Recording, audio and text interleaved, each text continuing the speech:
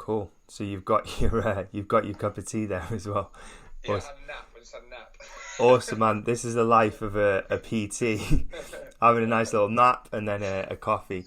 So Yeah, I want to do these kind of like these testimonials, not to like talk about how good you are or how good we are at doing what we do, but I kind of want to like inspire people to know that what's possible, what you can actually do if you like knuckle down, work hard, follow a process, and you can actually build like a really good business really quickly.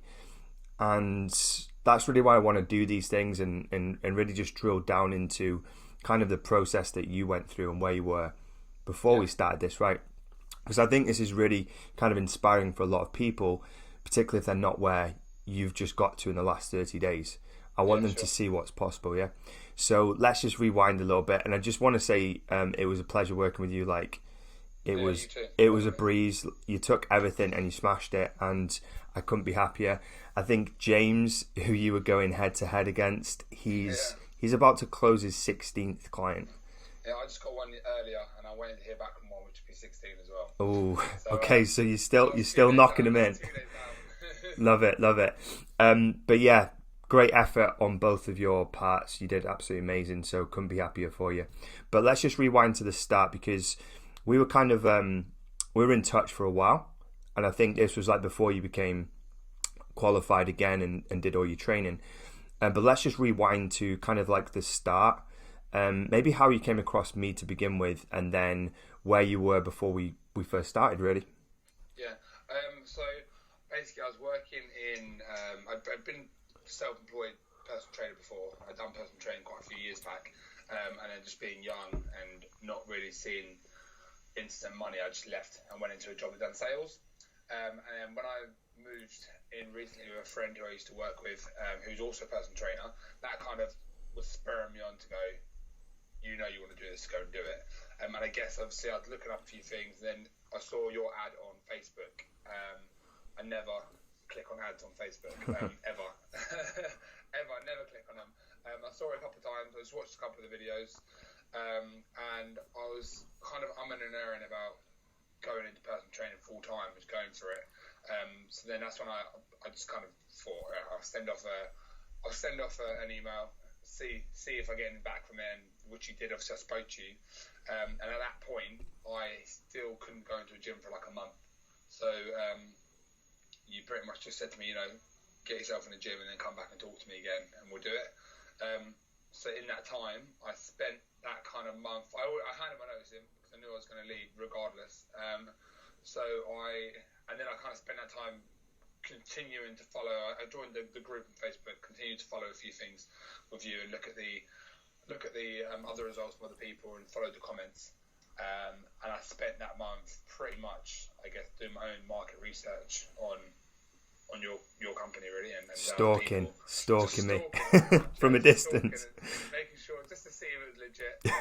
Love it. Because I don't trust things I on think we're a Facebook. skeptical bunch. Like in the UK, I think we're a skeptical bunch. A Yeah. lot of people don't believe what I do and what our company do. So yeah, I don't blame you. So what happened from there? So we signed up. The one thing I had against me was I was doing a sports massage course, which I still am on the weekend, and being able to go clients on the weekend. So I've just been having to smash it Monday to Friday, and so although we had a month, I had what was it, 8 of them days, where I wasn't in the gym and I just couldn't do anything about it apart from doing follow up text. Pretty much that's the only thing I could do. And then I pretty much we had the structure and plan of when I was going to go in and when I was going to do things. And the first week, I picked up 4 clients from doing it, and had loads of tasters booked in. And then the next week, I think I just got a bit. We spoke about it. I got a little bit confident. Had all these bookings done up, and because it looks like you're really really busy because you're doing loads of tasters. And I kind of just deviated a little bit away from everything, away from the plan, because I was thought, right, I've got all these, I can secure these. I got 4 last week. And I think I got like 1 in that week, or maybe at push I got 2, which is still obviously good, but like I would 4 or 5. I think this is where a lot of people get trapped as well. We spoke about this because like when you Yeah, have yeah, that yeah, first week, you yeah, start generating tons of business. it seems really good, and you're building it into the next week, and you've got all these tasters booked in, and you're closing clients, and then you forget that you need to generate leads for the next week. Otherwise, you're going to have basically a dry spell. So we kind of nipped that in the bud quite quickly and realized that actually we need to keep the momentum and keep generating leads, even though the client's coming in, if we kind of wanted to hit those goals. So what happened next? So I kind of went back to fitting in, because a lot of my clients I was getting tasters were fitting in around the times, obviously, that I was going into the gym. So the times that I planned to be in the gym and do kind of lead generation, I was training people. So I was trying to then work out the best way around it. So we tried to do a couple of hours after, but them hours I was doing it in, I trialed it, and they were just rubbish hours. I was even getting no leads, or getting people who were just not really interested, or it was a really, really quiet gym. So I tried to tie them in at the same time. So we had 45 minutes to an hour for a taster. If I finished 10-15 minutes early, I wouldn't go back out the back. I'd go straight out. I'd get them 3 people, talk to 3 people, get people booked onto it. And I made sure if I wasn't going to get myself in the gym in the hours I wanted, I made sure that between I spoke to 3 or 4 people when I got a taster booked in. Whereas before it was kind of like finished up with half hour, 45 minutes, go and chill out for a bit and wait for the next person to come in, and I just kind of separate the two. It's like if I'm doing clients, I'm not doing lead generation, but actually it should have been right. I finished that client and I got 20 minutes. I should go out and talk to some people, which is what I wasn't doing basically, because I just had I kind of stuck too strongly almost to the plan of just that is my time for that is my time for that. So I had to change it a little bit, but I just made sure I stuck to getting the same amount of leads in, or the same amount of people I spoke to as I had planned, pretty much. Yeah, I think what's important to take away from that is we can put these plans in place and we can have this structure, but sometimes we've got to adjust to how the business then changes, because as you grow, you're going to add more clients into the business, you're going to book in tasters, you're still going to need to do your workouts and your other stuff. And so, yeah, we can lay out a plan for the week, but we've got to be flexible to make changes, but also not compromise on what you actually have to do, which is 1, generate the leads, and then 2, convert them into customers, right? So in terms of the big kind of takeaways or breakthroughs for you, what do you think they were over the program? I worked out, you basically got to be told no a lot by people, people will just say no to you.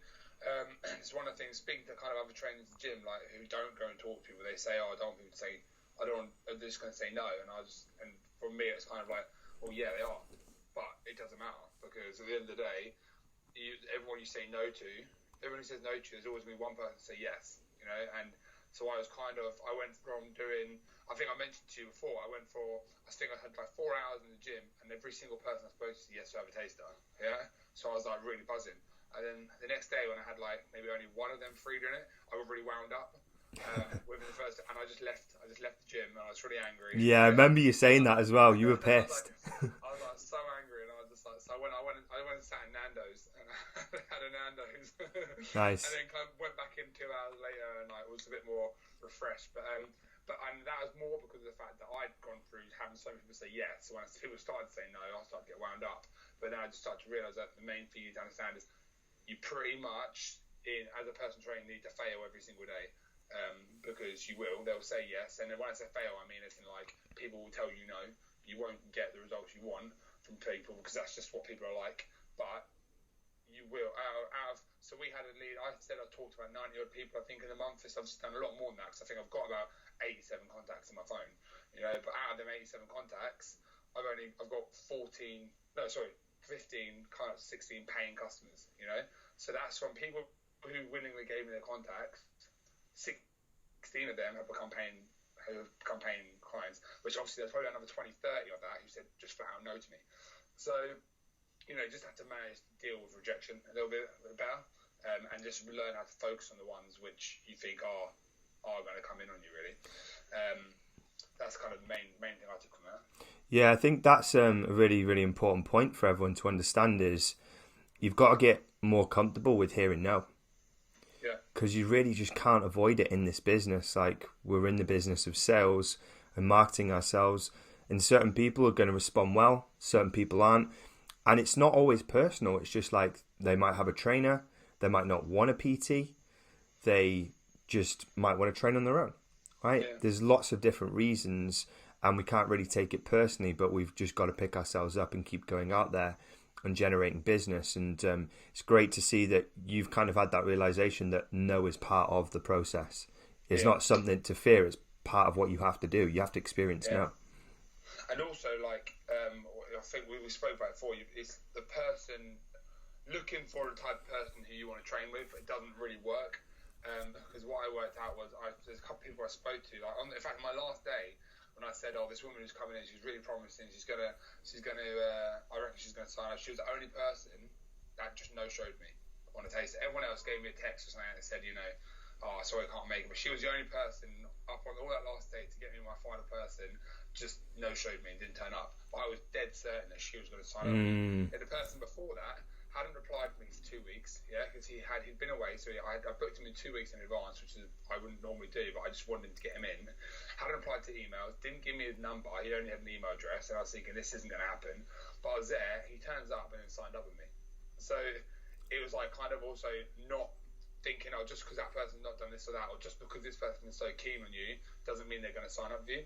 So just I tried to make sure that everyone that comes in, I treat them exactly the same way, because if I treat one person a bit more keen just because I think that they're going to sign up with me, the person who might have actually signed up with me might be someone who's 70 years old, who said, "I don't want personal training and not interested in being in the gym," who then goes, "Actually, that's really informative, can I sign up with you?"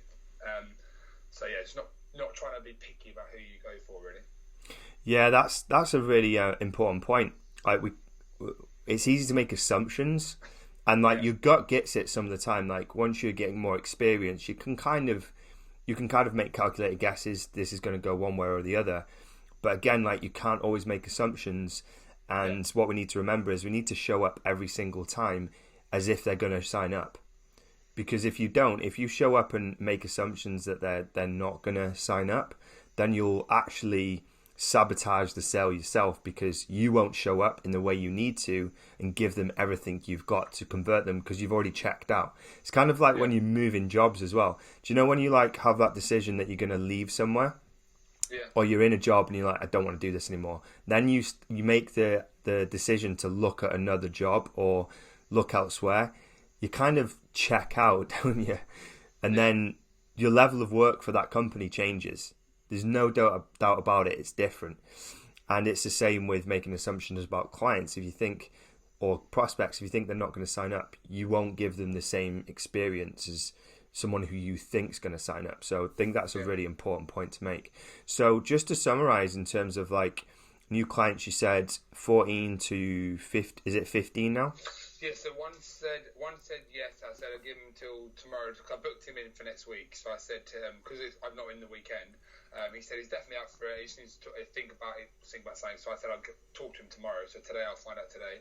And then one of them has signed up with me. She's coming in I'm working for my first Sunday shift, so I said for her to come in on 1 o'clock on Sunday when I finish. We'll do an hour.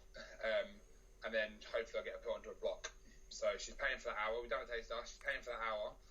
Because we done half hour, she nearly died, and she was like, so she said, Bless her. She goes, I want to do an hour, so I want to see what I can do with an hour. So she's going to pay for an hour, and then she's basically going to choose between a half hour and an hour. But I reckon she'll do an hour. It's just a half hour is always hard because you've got to cram so much into that half hour.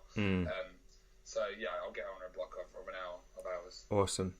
And then in terms of like the revenue that's generated, have you totted up what you actually made off the back of this process in like monthly income? Yeah, so on top of that, so from when we started to just say, not including, so I've got 2 people who rejoined up in the past 2 days as well. So just from when we started to when we finished, it was just over $2,000. Nice. So when we started and when we finished, so second to second. Cool. And I didn't start in the gym until the 4th, because obviously it was the Friday we spoke, and then I had my sports massage called Saturday, Sunday. Yeah. I started on the Monday. So yeah, we kind of missed a few days out for my thingy, but yeah, I just have $2,000. So if I had them extra for a couple of days on the Saturdays, but it's kind of worked out better for me really, because if I can keep it up that way, I haven't got to go on the weekends. So, well, here's an interesting point to make. Like, you had your sports massage training, is it Saturday and Sunday? Saturday and Sunday, yeah. So you were only in the gym 5 days a week? Yeah, 5 days. I didn't go in this. I Saturday and Sunday at all. So it wasn't like you were working 7 days a week to get all these clients. You were doing 5 days, and like, how many hours were you putting in a day? So on average, it depended, but I was definitely going in for at least, like, if I wasn't doing any leads, I was definitely in there for at least 4 to 5 hours of just lead generation. So kind of going in there, spending 15 minutes, popping out, going back. Yeah. But then on top of that, sometimes I was doing like 4 hours. So I'd say on average, it was probably at the time, the most I've probably done was probably about like 12 hours. And then the least I'd done was probably about 8. So it's kind of, for most people, that's standard hours, really.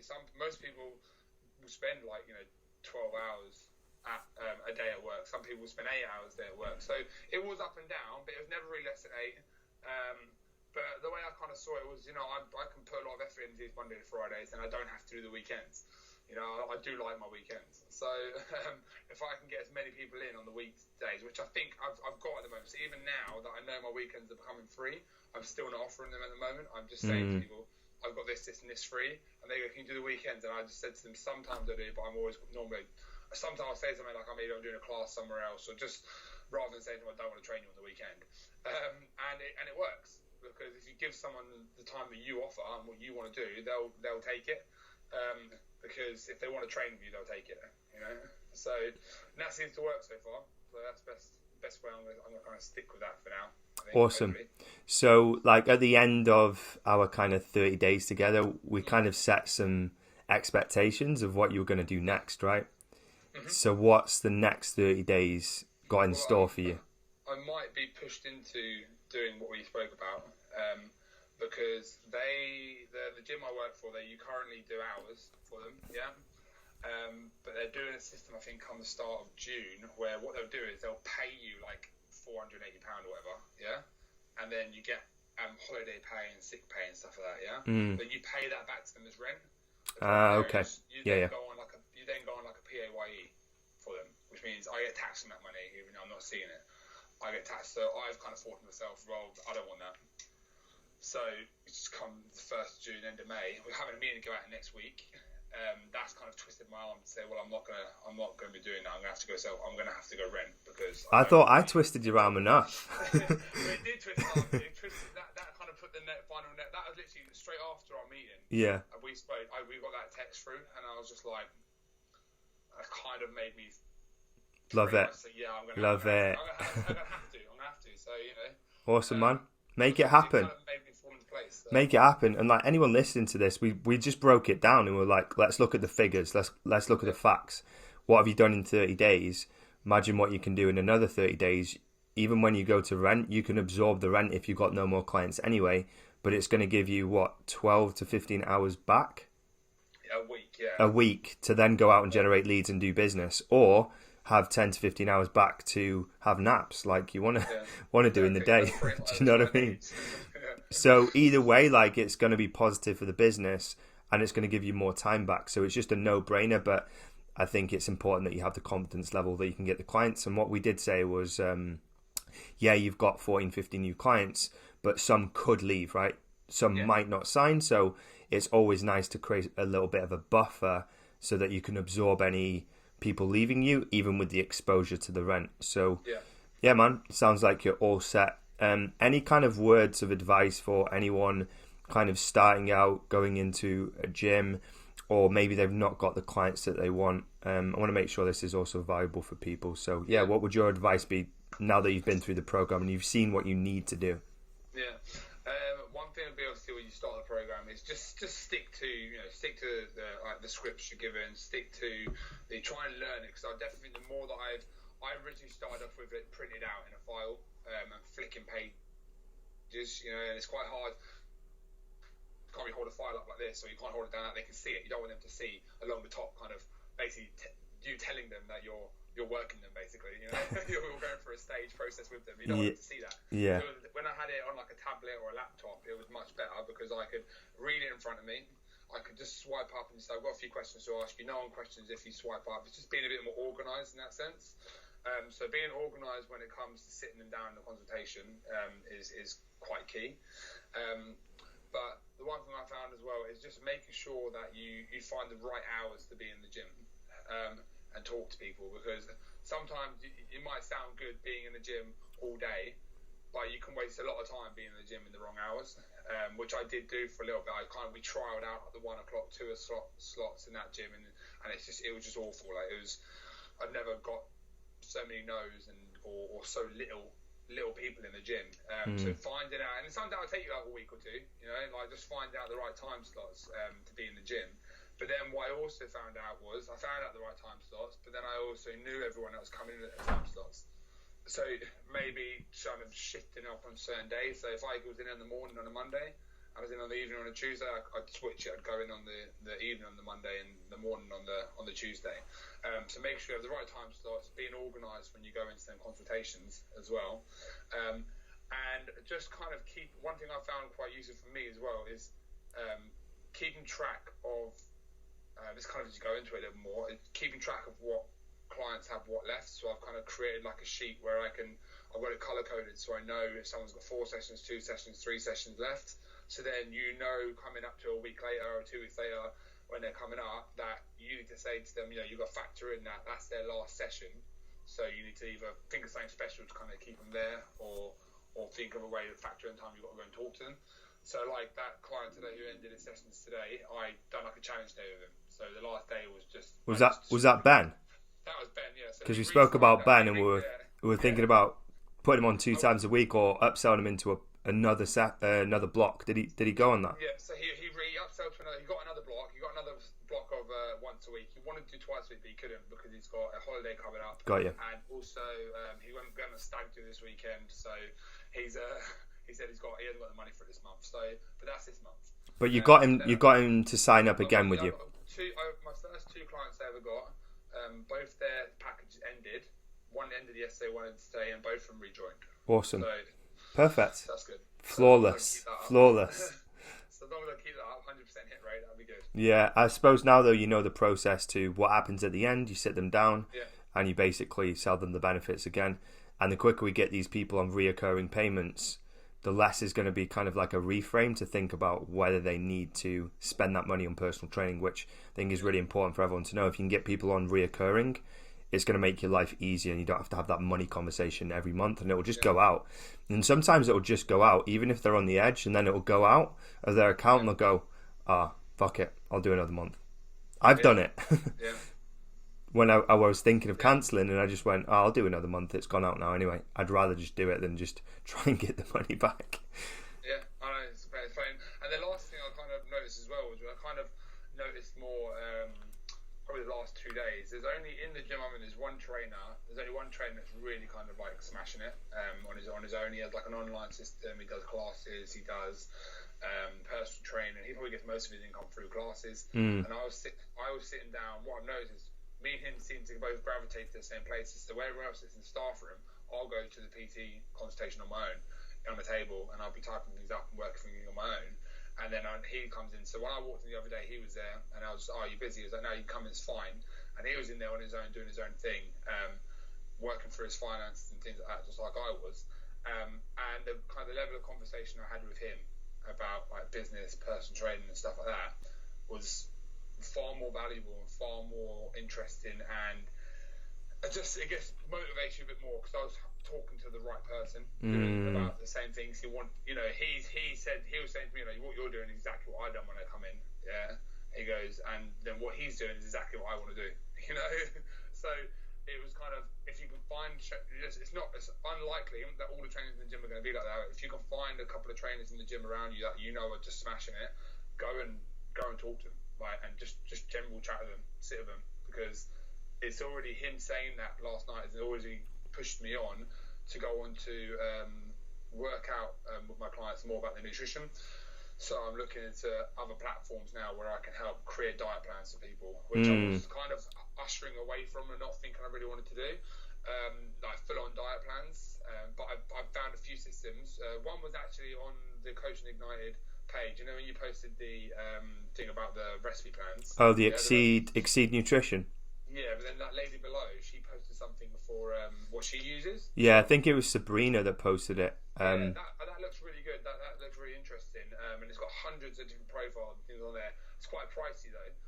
But the way I factored that in is if I rounded all my prices up by a fiver, that would cover the monthly income for it. Nice. So that's just another way. So I'm going to have a look at that, make sure that it's kind of as easy as it seems, and if it is, then that's going to be my reason to up prices, I think. Yeah, keep me in touch about that, about the nutritional side, because I know the owners of BTN Academy, Ben Coomber, and I also know the owner of Exceed Nutrition, Brew Anderson. So, like, if you want to know more info, or maybe I can even get Coach Ignited clients a deal or something. Maybe I can sort something out. So if you want to go more down the educational route as well to like upgrade, let me know and I can help you out. But yeah, there's some resources there, and you're right. Like the nutritional side of thing is really important. It's like abs are made in the kitchen, right? Yeah. So like if you can introduce that, then your client results are going to get better. If your client results get better, your prices go up, then your referrals increase, then your demand goes up, then you create a waiting list and price goes up again.